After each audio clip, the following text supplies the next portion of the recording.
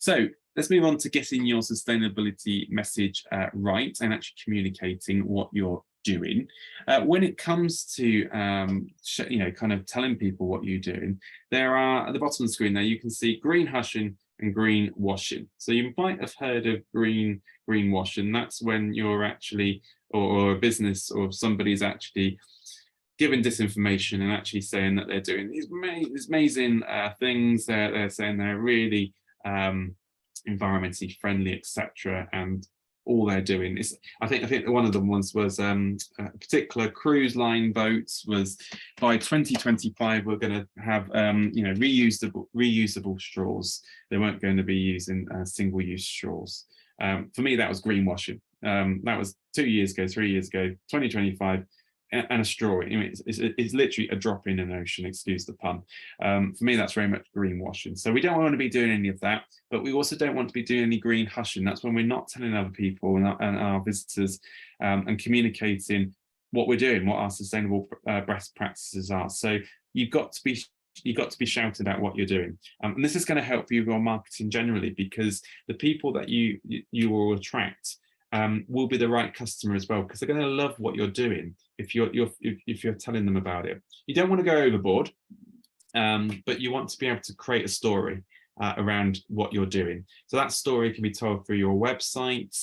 This is what we're doing this month. This is what we've done so far. We've got the solar panels. We've got this incentive, and what we would like to do in the next 2 years is this. We want to have that, and we want to have a beach clean, for our guests that can have a reusable bucket, whatever it might be. Create that story and tell your guests exactly what you're doing and what you also plan to do as well, and have that information throughout your building if you've got a building, and actually make sure guests actually know what they're kind of what you're all about when it comes to sustainability. But don't view sustainability just as an add-on or an add-on feature to your business. It's a part of your business. It's a part of us. It's a part of what we do. It becomes simpler then and easier to integrate and into your own business. So, and I can hear that already through everybody that's spoken. It's a part of what you're doing, which is great. So, if it's new to you and you've not done some of these things that we've been talking about this morning, very much think about it being included. So include that in your communications, into your marketing, into your social media as well, and really connect with your visitors. That's a real advantage point when you're communicating what you're doing. You're actually connecting with your visitors and a potential customer base that you're trying to attract.